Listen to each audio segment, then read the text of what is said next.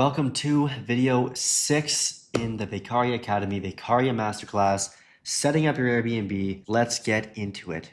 So the first thing we'll be covering is the overview of the property setup process. We will then be talking about hiring your power team, who to hire, what to hire, where to hire them, all of that. The actual process A to Z of setting up the property, logistics, furniture assembly, all of it. And fourth is potential challenges to consider. So the property setup process overview. This video is made under the assumption that you will be coordinating the setup remotely. If you aren't, the only real difference is that you'll have eyes on the project as it unfolds. This is a really big hurdle to get over for new entrepreneurs in the Airbnb space. I guess entrepreneurs in general, not having direct oversight on everything. I really would encourage you to try to take a more logical approach here. I mean, like, are you a designer? Are you an interior designer? Are you furniture assembler? Do you have a moving team? There's actually a really good chance that you might just end up feeling like you're in the way if you're there. I know you're investing your money and you want to make sure it all goes smooth, but if you hire the right team, like I'm going to show you how, you really don't have to be there. Get the right people, incentivize them correctly so their goals are aligned with yours. And as you know, I like to go to these setups and document everything behind the scenes for you guys. But even then, like, I feel in the way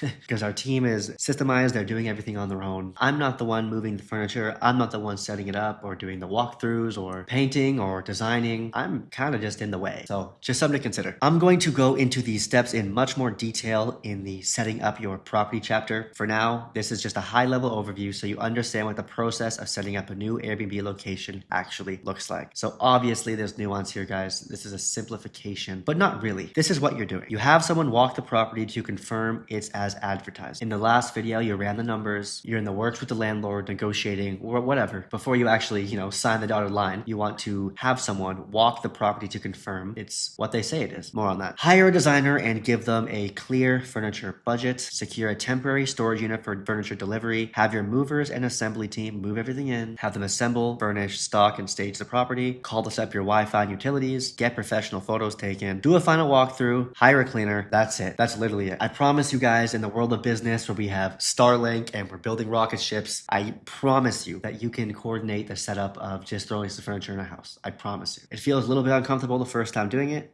And then once you get that done, you're good. It's easy. And the good news is, as you know, we've done this hundreds of times at scale now. So we already have a systemized version of this available to you in our property management template. If you simply just check off the boxes as you go, you won't miss anything. I built this one myself, and every time I missed something or made a mistake, I added it to it. So as of now, I'd say it's pretty bulletproof. And there's also a separate checklist where we include all of the items you need and the exact amounts required. So the exact furniture you need to get, the supplies, the inventory, the amount of each, chairs, planters, paintings, everything systemized in a per room basis. So if you just get exactly what I have in the checklist, your Airbnb will be good to go. And if you aren't level 2 yet, obviously the Monday.com board is, you unlock it when you get to level 2. I also just have our Excel versions as well. I threw in so you can use this right away. And if you're not level 2 yet, guys, you can get it just from making your quick introduction post, comment on a few others posts. I've set this up as easy as humanly possible for you guys to unlock everything. If you can't tell, I'm trying to incentivize you guys to engage and network with each other because I want Vacarya Academy to be its own thing. I don't want it to be Aiden's community. I don't care about that, right? I want it to be its own thing. You guys can engage and contribute to one another. So hiring your power team. You have an interior designer, okay, obviously defines a layout, style, and furnishing plan. You have a local handyman, so they handle small repairs, installs, and fixes during setup and ongoing operations. Furniture assembly, obviously, assembles all furniture, stock, supplies, etc. so the unit is fully guest ready. Your moving team delivers the furniture, decor, and supplies into the unit from your storage facility. Photographer takes professional photos for the listing, and cleaning team cleans and resets the unit for guests.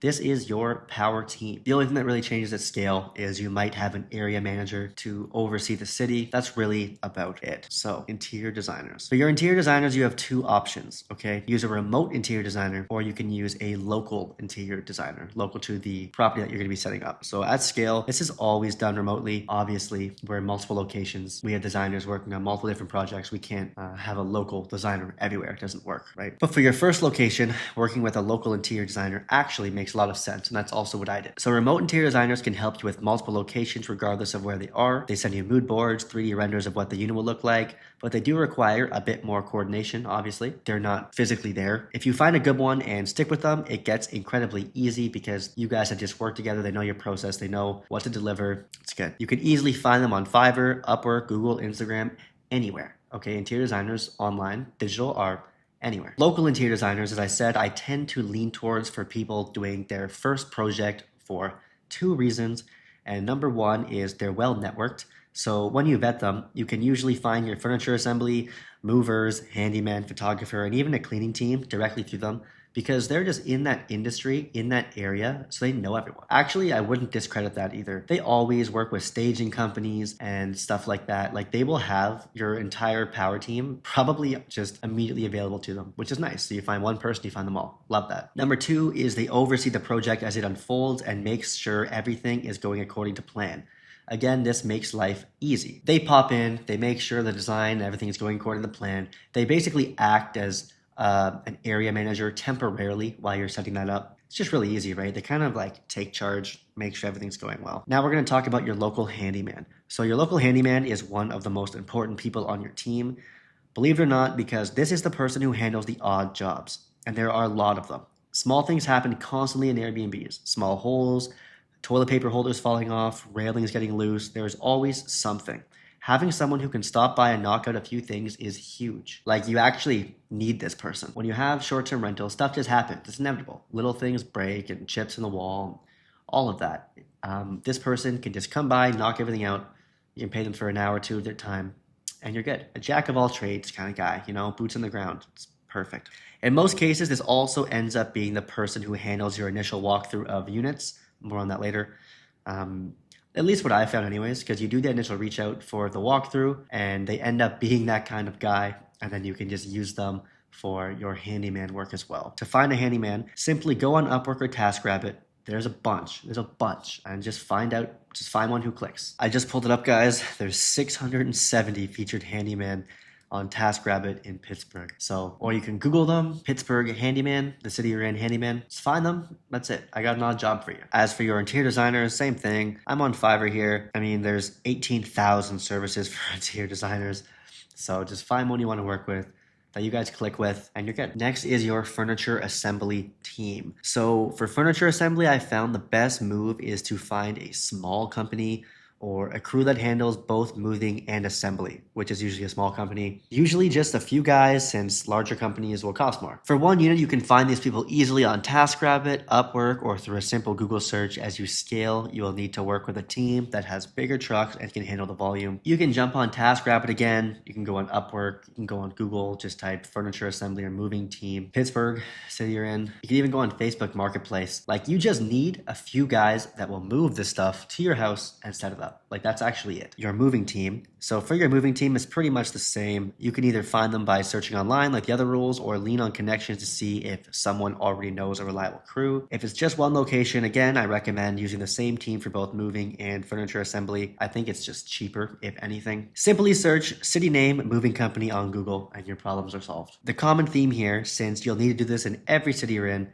is that you can just find anyone you need online. This also kind of plays into what I said about there's no need to diversify at the very beginning, because once you have this team, they just get better each time you use them, and to the point that you don't even really have to pay much attention on these build outs as long as everything is on track and on plan. It really takes 0 bandwidth from you after you do this a couple times. So your photographer. So for your photographer, you want to be a bit more particular since photos can make or break your listing. Very much so, actually. In most cities, there tends to be 2 or 3 main photographers who specialize in STR or Airbnb work that are just used by the bigger operators. So if you can, try to connect the dots and figure out who they are. Remember, guests do not book your place, they book your listing. They've never been to your place, never been to your property, don't know anything about it. The only thing that they know that helps them make a buying decision is what you are portraying in your listing. When we were in Pittsburgh going up and down in the last video, I noticed the same photographer across a bunch of those listings, especially the ones at the very top. So there are usually 1 or 2 photographers that are just like in the STR market. So just see if you can find them. When choosing a photographer, make sure they have Airbnb photographer experience, like I said. which is different from real estate experience, okay? And always ask to see examples of their work. I'm not saying that you are screwed or you can't make money unless you find the top photographer for Airbnb in the whole city. There's other great photographers as well. Just make sure they know what they're doing. Obviously, this is essentially the same photo here, but I chose it because I think it encapsulates what I'm trying to get across. So Airbnb photography prioritizes creating a lived-in, home away from home feel. Photos of the TV on, photos of the kitchen sets, photos of the coffee station with everything nicely laid out. You'll need a certain type of photographer to bring this out. This one's almost hard to explain, but like people aren't buying the property, right? They're not purchasing the property, they're purchasing the stay. So your photographer needs to be able to provoke some sort of, not an emotion, but let me give you an example. These are some of the Cleveland ones we set up. Both top 5%, top 1%, I guess, of listings in this area. But hopefully you can see that this is not real estate, right? These aren't real estate photos. We got pretty creative here, actually. Do you see what I mean? Got coat hangers, gym, all the amenities. And this one, slightly different vibe, but still the same approach. Do you see what I mean? They're showcasing everything they have in the kitchen, fully stocked kitchen, nicely arranged there right in the middle. It's just different than a real estate photo. So if you go to a real estate photographer, they may not be able to capture that the way you want. Anyways, your cleaning team. For your cleaning team, I won't go into too much detail since cleaners are everywhere, like they're a dime a dozen. The easiest way I think to find one though is through turno.com, where you'll see cleaners already operating in your city and can connect with them directly, or you can simply Google Pittsburgh Airbnb cleaner. More on Turno in the property management tools module. This is one of those things where if you are a cleaner or you have a cleaning team, you're going to put yourself on here anyways, just for exposure, visibility. So I like to just go on this and see if I can scout some cleaners. You don't even have to, like, this is a service where they take, I think, a small fee, Turno itself, and they are the payment processor as well. You can just like message the cleaners and take them off the platform completely if you want. That's what we do. Or if you want to use Hospitable, don't worry, I'll teach you that in the next video. You do get Turno for free, in which you can just run everything through Turno. Super, super easy. Super easy. So at the very beginning, you're just getting your bearings, right? I recommend just going on Turno. And important here, aside from photographers, I always recommend getting a minimum of 3 quotes before hiring these roles out. A lot of people who do moving, assembly, cleaning, handyman, it's very often that they will just like throw out a number and see what happens, and it can get pretty ridiculous. Getting a few quotes helps you understand the real rates that you should be charged, and also just brings expectations back down to earth. This is really common for just contract workers in general.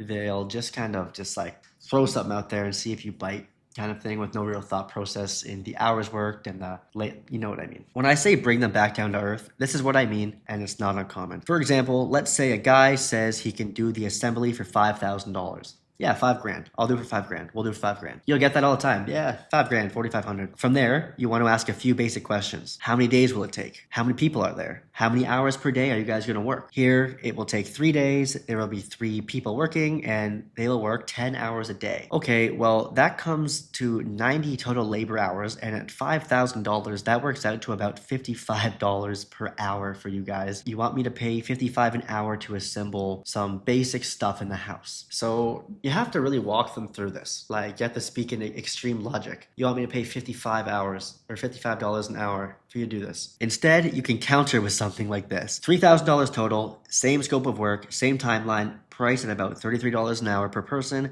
and if they're done before the 3 days, they're done. They throw a number at the wall and see what sticks. You bring them back to reality. This is also a great reason to get those quotes as well, because if someone offers you $3,500 and someone offers you $5,000, you can just anchor against one another. Like, use each as leverage. Like, I want to work with you, but these guys are offering me $3,500 for the same service. Is there anything that your service is providing me for $5,000 more? Or can we find something, like we find a middle ground? You can even make it up if you really want. If you want to get unethical, you can just say that you have $3,500 or someone's willing to do it for X price. There's no rhyme or reason to these numbers for these guys, I've found. So just bring them back to logic, speak to them in a per hour basis, and only pay them by the job. So setting up your property, setting up your first Airbnb. So the exact step-by-step setup process, full setup budget, what to spend based on unit size, furniture sourcing, where you actually buy your furniture, supplies and inventory, so stocking, organizing, and replacing supplies. And here here we are, setting up your first Airbnb. So first, you need someone to walk through the property to make sure it's as advertised. No damages, all appliance work, HVAC and AC are good, no smells, location's good because you're not there. A general overview to confirm it's a unit you want to take on.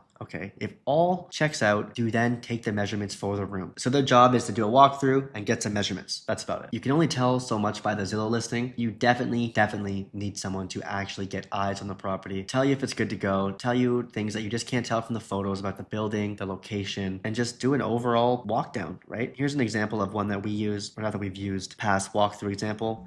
We have, I don't even know how many of these, right? Nothing really to it. It's just a walkthrough.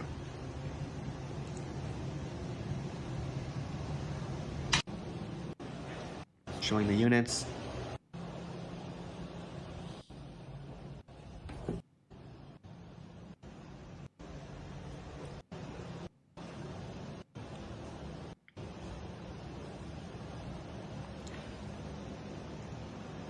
So they do that quick walkthrough, get the measurements, look around, see if there's anything that stands out, tell you about the location, the building, all of that stuff. Assuming all checks out on the walkthrough and you've done your due diligence on the numbers, you can then sign the lease and send the STR lease addendum. I have that below. The lease addendum is simply written consent that the landlord is allowing you to use the property for short-term rentals. That's it. It's just a subletting addendum. You just want to make sure you have it. Number 3 is scheduling Wi-Fi and utilities. So you want to coordinate start dates for utilities, Wi-Fi installation during setup, etc. Wi-Fi is almost always cheaper in your own name as opposed to the business. Everything for business is more expensive because they know you can just write it off pretty much. So you can just call, get that set up in your name. Just plan for a date to get it set up while the actual furniture assembly and stuff is happening somewhere within that timeline. And the utilities, whatever you're paying for versus what the landlord's paying for, heat, hydro, whatever, just call and have them set it up for the start date. That's it. Takes a minute. I use the company Xfinity wherever possible for Wi-Fi. They have a really good first year promotion. It's like $55,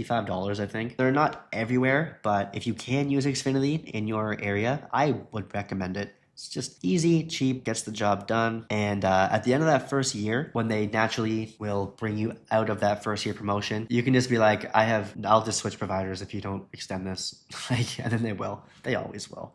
So number 4 is the interior design process. So provide your interior designer the dimensions from the walkthrough, budget, and company card access. If local, they can just stop by. Make sure they understand the design criteria you're looking for, usually based on what's already working in the market, especially in the beginning. That's why I said, go look at the top 10, see if there's any commonalities in the design, and just throw something together similar to that. If they're all kind of random, you think like you don't really see a rhyme or reason behind it, you can just pick one to lean on, or just think about your clientele in general. Like 1-bedroom apartments will usually be a bit more clean, corporate, if you will. I mean, the vast majority of people coming to 1-bedrooms are actually business travelers, right? If you don't set this up front, they may design what they personally like instead of what actually drives bookings. This is actually really common because you're allowing an interior designer to design the whole house. Rarely do they get to do that. They get to just do, the kitchen or certain rooms in a house. This is you get access to the full house. If you have a very girly interior designer and you're catering for corporate travels and 1-bedroom stays. You know what I mean? There can be a bit of a disconnect. So just make sure you guys are aligned on the actual design. And if you're in a vacation destination or extremely high tourist area, definitely make it like the top 10 or you'll be putting yourself at a disadvantage. But that's it. Number 5, you want to rent a storage facility. So it needs to be large enough to fit all of your items and they need to be able to accept deliveries on your behalf. You can just Google Pittsburgh storage facility, city name, storage facility. There's a bunch of big brand ones as well. Extra Space, Squarespace, off the top of my head, there's a good few. You can also just use a random local one. The only thing you need to be sure of is that it accepts deliveries on your behalf. Not all do this, but most do. And for them to accept deliveries, you'll generally need to sign a hold harmless agreement, just making them not liable if anything gets stolen or damaged while they are moving everything in. And a little golden nugget here is most facilities offer huge first month promotions. You won't even need a second month, which makes this very affordable. The real business for storage facility is they get you on that first month and then you actually have to keep your stuff there and then you pay for the year, right? For you just need it for 1 month just to hold your stuff temporarily. You can close it up after and that's it. Right here, I just typed Pittsburgh storage facility just to show you how easy it is. There's that Extra Space storage I was talking about. Number 6 is have your furniture and supplies delivered. So have furniture and supplies delivered to the storage facility. There is usually something delayed or missing. It's just the way it goes.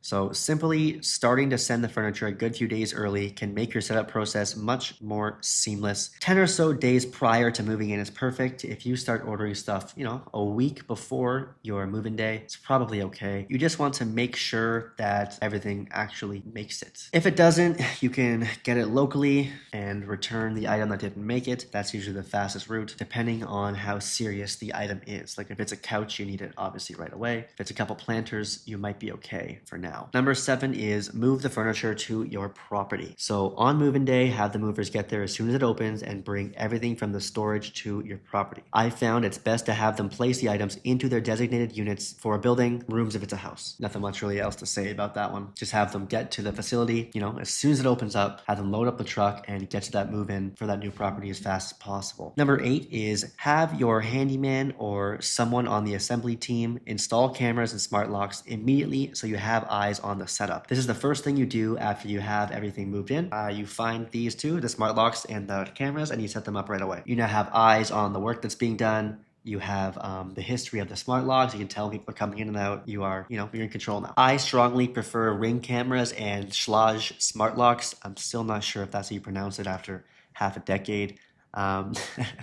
But at the end of the day, any will work as long as you have these in place. So you can use any smart lock, any camera, like whatever. These are just the ones that we use and we distribute across all of our client units as well. Schlage itself connects with HostAway, Hospital, Airbnb, and you can automatically provide the lock or the lock codes for check-in, which is super convenient and just is a really nice app. And Ring cameras, we just like. Here is the Ring website. You can either get the doorbell cam or just the standard Ring. It's up to you. I like the stick-up cam. These are great too though. And the smart locks, here we are on Schlage.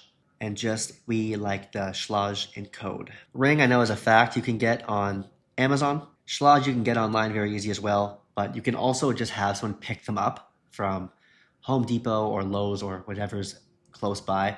That's sometimes the fastest. Just get them to go pick them up, whatever they have in stock, and then go put them in your unit. If you are interested in noise and smoke monitors, you can also look at Minute noise and smoke monitors. It's really good. This is amazing for places where the neighbors aren't, 100% sold on Airbnb, or they don't love the idea of an Airbnb being so close to their place or in their building. It'll tell you when there's been noise past a certain decibel for a certain period of time, and if anyone is smoking in your unit, it will also alarm you on the smoking. It'll be on the app on your phone, which is fantastic for Airbnb insurance claims as well, because you have visible proof. But Ring Cam and Smart Lock, 100%. You don't necessarily need the Minute noise and smoke monitors, I don't think. But depending on the building that you have or the product that you have, it can be really useful. Next is unboxing and furniture assembly, because it's move-in day. So have your assembly team begin setting everything up. The first day is usually unboxing, accounting for everything, and ensuring everything is in the right place. There's a lot of boxes, guys. Ideally have someone on box duty, getting everything organized with all the boxes and styrofoam and everything that's going to be flying around, and get all the boxes in the right place, get the big items taken out, and that's pretty much it for day 1, I would say. If you're getting that done, then you are on track. Number 10 is simply stage the property. Style, stage, and stock the property. Put all supplies away, stock the kitchen, organize everything as planned by the designer. So cutlery, consumables, put everything away, make it everything 100% guest ready. Soaps, dispensers, everything. Number 11 is have your photographer take photos of the final product. It's best to try to schedule this in advance and line it up with the day setup is complete. You want to try and coordinate this for a given date that lines up as closely as possible with the day that the setup is complete. And number 12 is the final walkthrough to make sure nothing is wrong for the guests. So is the unit clean after all the work? Do all the light fixtures work? Is the thermostat reset? Does every tap work? Is the hot water on with all utilities? Are there signs of a clogged drain? Are all the dispensers filled? All of that stuff, right? Are the appliances connected? Washer, dryer, dishwasher? Is the unit 100% positively ready for guests? These are like random things that you won't consider unless you had a checklist. And every single one of these I have made a mistake on one by one. So after that final walkthrough, you are good to go, right? You can just launch on Airbnb. So go live on Airbnb and connect the listing to your basic hosting software. More on this in the property management tools. So I'm obviously going to teach you how to go live on Airbnb in the next video. And then the video after that, I'm going to teach you how to connect to all the basic software you need to start hosting. Big tip here, the easiest way to keep track of everything on a new setup project remotely is to put everyone involved in a single WhatsApp group. We still do this. WhatsApp's convenient. It's on the fly. People can just pull out their phone, keep all updates and communication inside that group so everyone can communicate and coordinate easily, and you can stay in the loop without chasing people individually for updates. As you can see on the right here, I am not even saying anything, right? This is just happening. Obviously, that's our VA making minor adjustments. Let's move the plant tree near TV. But this is what it will look like for you too, right? You'll have your interior designer, especially if they're local, your moving team, your assembly team, everyone that's actually helping with this initial build out, just throw them all in the group chat, keep yourself in there, and then you have eyes on everything. You can see what's going on, you can get the updates, and you can also just create a space where they can communicate between themselves. Now let's look at the templates again that I have for you for the property setup checklist and the furniture checklist. Here we are at the very bottom of the Monday template we have for you, Airbnb setup. I also, like I said, have it on Excel here just to make sure this is accessible for everyone. So if you follow this from A to Z, you will not miss anything. This is the complete setup checklist. Pre-signing the lease, look at comparable comps, confirm city regulations, how are the appliances, how the property walked down, how is the unit accessed, parking for the unit, is there storage space, how's the neighborhood, handle the maintenance, what is the owner's long-term strategy? See, I put everything in here that I've messed up on before. Preparing the setup, right? Finalize costs for labor and design, confirm the setup, get all room measurements, schedule Wi-Fi installation, everything. Property setup, get keys from the landlord, set up schlage, set up ring cameras, photographer, designate spot for cleaning supplies with lock. I got everything here, guys. And the final unit walkthrough, which I just showed you. And then this will be the next video. Over here, we have our furniture and supplies checklist, okay? We have the exact quantity of the exact item you need for every room in the house.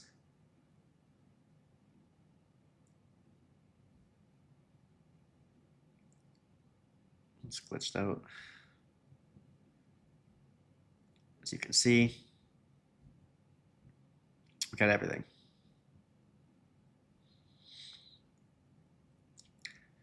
So if you just go through this and just done, see it's glitching out? Done, you will not skip a beat. You will have everything you need for your Airbnb. This actually becomes super powerful as well because every time you find a link to something you really like a piece of furniture that did you well, like mattresses or like rugs, honestly anything, right? You can just add the link here to purchase, and then each time you set up a new property, just use it again, and eventually just the setup process becomes easier and easier on your designer because you have a link to a bunch of items that you already like, and then the only thing that she's doing is just like designing around it, like the accessories and the aesthetic, you know? Here's the same thing. You just gotta make a copy, file, make a copy, it's yours. I have some old links in here as well to supplies, but we got everything. New property checklist, same thing, all for free for you guys because I want you guys to win. And I talk about this in a different video, but we also have the supplies and inventory as well, all right here for bathroom. Kitchen, it's glitching out here, don't know why. Try that again. Bathroom supplies, kitchen, cleaning, bedroom supplies, miscellaneous. Everything is here for you for free. So I hope that is useful for you. Next, we're going to be talking about the full setup budget. So there are a few cost buckets to factor into your full setup budget, okay? Designer fees, the cost of furniture, supplies, and consumables, moving in logistics, and on-site labor for setting up the property and staging it. For designer fees, there's a pretty wide range online depending on what services are included. I'm hesitant to give you a set price here because in most cases, the more you pay, the more you get, but you can absolutely do this cheaply if you are on a more strict budget.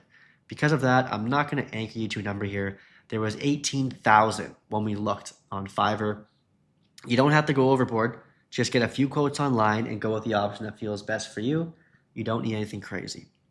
For a local designer, it will likely be around 1,500 to 2,000, since they are actually physically there taking on more of a project management role as well. They're designing it, they're overseeing it, they're coordinating it, they're in the WhatsApp groups. Like they're just like, it just costs more.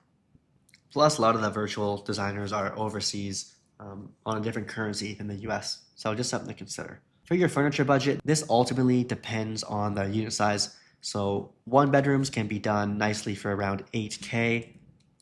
This is just the furniture, right? 2 bedrooms, roughly 9,000. 3 bedrooms can be 10 to 11, maybe 12.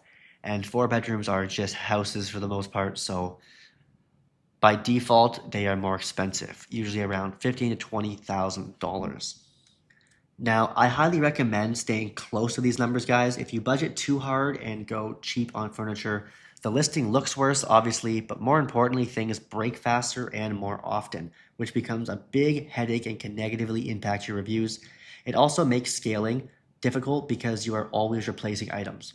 Like if you get really budget Airbnbs, you're actually just doing yourself such a disservice because it's an operational nightmare to facilitate the logistics behind getting all this new furniture in because like random stuff keeps breaking, like the beds are breaking. And you also have guests coming in and you have their reservations already, like you don't want to lose money and have to cancel on them. So you're trying to do it like in between check-in times, just like, ugh, it's not worth it, okay? On the other hand, going too expensive is also a mistake. There's a ceiling where guests no longer perceive the added value in higher-end furniture. The goal is to find a middle ground where the pieces look high-end, but the furniture is still durable and practical. As I said, remember that they are booking your listing, not your property. And in most cases, they won't be able to understand even if you paid way more for your for your furniture. And more importantly, in their head, there's a ceiling on how much that actually will increase the value for how much they're willing to spend. Do you know what I mean by that? Like if you spend $40,000 instead of $20,000 on furniture, it might like maybe bring up your revenue slightly if it's just like the absolute most amazing place, but probably not. Okay, you want to find just a higher end in the middle. Okay, higher end furniture in the middle ground where it's durable and it's obviously practical. For your moving team budget, like I mentioned earlier, I prefer finding a team that can handle both moving and assembly for smaller projects like 1 to 2 units or just a house. But for exclusively moving everything from storage to your property, I'd aim for under $1,000. If it's a home, you can choose to have the designer ship everything directly to the property and then just pay a local to come place everything inside at the end of each day. I don't necessarily love this, but if you are on a strict budget, this does work. I've seen a couple times where, depending on the area and stuff, of course, where people have seen all this stuff on the porch and then on the cameras, we see people maybe trying to steal some stuff or snooping around. So you can do this, but I still prefer the storage facility. It's just my 2 cents. For your assembly and on-site labor budget, aim for around $30 an hour, but also make sure you are paying a project price, not an hourly rate. Always, okay? Always, always, always, not even negotiable. Get the details up front, like how many days the job will take, how many people will be working, and exactly what is included with their service. Find a $30 per hour middle ground, $33, whatever, and offer them a total price for the project. You can pay them at the end of each day in exchange for photos or video updates of the completed work. If they have any issue with that, they are the wrong team, period. So if it's a 3-day setup, they send you the updates at the end of the day, and then you can send them their $1,000, and then you can do that the next day, and then the next day, or half and half, or whatever. Just don't pay them by the hour. That's what I meant when I said at the beginning, you want to make sure that your incentives are aligned, because in this situation, their incentive, regardless of you, is to finish this project so they can be done. If it's by the hour, obviously their incentives are slightly different because they're just paid by the hour. So if they have an issue with that, move on, find a different team. You don't even want to deal with that hassle. Now we're going to be talking about furniture sourcing. So at the beginning, honestly, in general, I should probably get rid of that. I highly recommend getting your furniture from Amazon, Wayfair, or even IKEA. They have huge inventory, fast delivery, solid pricing, and no issues wheeling everything into your storage facility. This is what I mean by middle ground, okay? You don't need to go to any local places and get like the best furniture. You can get the higher end pieces on these websites, and it's usually pretty good. This also just makes it easier to systemize, right? Like I said, when you find a good piece of furniture or item that you like, you can add it to your furniture list, which you can use again at a later date when you set up a new property. When you find items that turn out great or are just solid choices for TVs, couches, bed frames, beds, anything else really, make sure you save them. On the right here is the Monday.com board. It says link to purchase there. So just add them to the Monday.com property management board or the Excel sheet below and slowly build a furniture list of items you'll buy again. Over time, this makes things much easier for your designer because half the selections are already decided. In the first video, when I showed my scaling in that first year, the first bigger project I took on, you saw they all had the same couch, they all had the same TV. I painted them all one color, like the one wall, the same color. So I was in the early stages of building what you're seeing right now. If you ever want to switch things up, you can just save it to you can export this on Monday.com or just make a copy of your Excel sheet and switch up styles. So you have a few. Works really good. Supplies and inventory. So for supplies and inventory, you really have two simple options, guys. If you have multiple units in the same building, you can usually negotiate a small closet or storage room with management that gives you one centralized spot for supplies, inventory, and consumables. If you only have a couple units or you are operating a house, just lock off one of the closets inside the property and dedicate it as your supply closet. Both work perfectly fine. There's pretty much no difference. It just obviously makes sense to have, a janitorial closet or something in a large building if you have multiple units because you can just put all your consumables in there and then distribute them across your units. But for a house, just pick a closet and just put the lock on it, and that's your cleaner's closet. The only requirement is that your cleaner has access, whether that's a physical key or a lock code. When you get the actual physical key from the landlord, you can just get a lockbox and put it on the side of the house for emergencies if the lock code ever is acting weird. And you could just put this physical key in there as well. That's what I did for a good few of my properties way back when. Or there's a few that have like the things like high school lockers, you know what I mean? That have like the twisties. You could get one of those as well. Doesn't matter. Just get a lock to lock your stuff in the closet that only the cleaner has access to.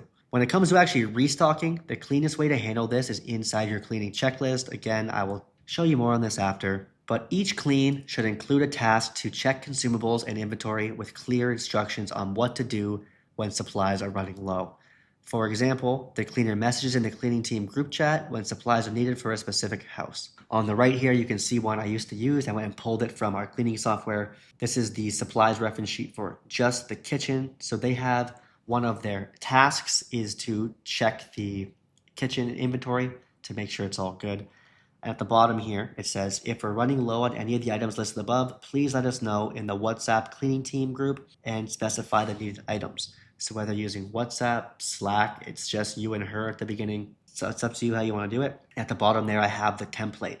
So it just says supplies needed, insert supplies needed, property, insert which property. Obviously, we're a bit more systemized because we'll have, Slack channels and our VAs will be in there. And our cleaner will communicate this to our VA, and then our VA will do the ordering.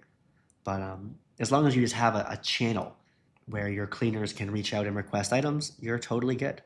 Then on your end, or your VA's end, when the time comes, you can simply go to the Supplies and Inventory tab in our Monday.com board, find the item that needs restocking, click the saved link, and reorder it to the cleaner's address. So again, in the Supplies and Inventory, here we are. You will eventually build out your inventory list as you make orders over the first 6 months or so. For example, dish soap, coffee, K-Pods, compost, tinfoil, like all this stuff you'll have links to, whether it's Amazon, online, whatever. So your VA, when the time comes, or you will simply just go on that website, go on Monday.com, go find what she was requesting, and just click the link and just order it to her. Order it to her. That's all there is to it. I think it's important to always be in control of ordering the supplies, like your business, not the cleaner side. I'll talk on this in the property management video. We use Amazon for almost all consumables, so getting Amazon Prime just makes sense. It saves time, simplifies reordering, and is just priced competitively. You should also look into Wayfair Professional. They offer solid discounts, and it is especially useful once you start ordering large quantities or furnishing multiple units. Wayfair actually has huge discounts for Wayfair Professional, like 15% off. And if you're doing big bulk orders, like if you order for 5 units, like most of their big items, you get 15% off. Like it's huge. It's also easy to get. I think you just have a quick phone call with them. They're like, how many units do you plan on scaling to this year? Like, how many properties are you planning on furnishing, whatever? And you can just make up some number and they'll say, okay, yep, sounds good. Here's your account manager. You're done. Potential challenges to consider. Delivery timing can be early, late, or split across multiple days. Make sure you give yourself enough time. Items can be arrived damaged, missing parts, or just be the wrong product altogether. If you can't get it on time, you can source it locally and return the original item. If a coffee table doesn't show up and the delivery isn't going to be there for 5 days, you can just return it and go have someone find a similar coffee table up the road. It might be a tiny bit more money, but not as much money as you'd lose burning cash every day because you can't go live because you don't have that coffee table. It's just a numbers game. The property may not be ready itself, right? Lock codes might not work. The keys may not be ready. Elevators or loading areas are all booked up. A lot of times when we set up our projects in buildings with many units at once, the property is pretty much always not ready. The leasing manager and the people that are on staff, they're used to just having like one person move one unit in. So they just have to get like a set of keys for them and that's it.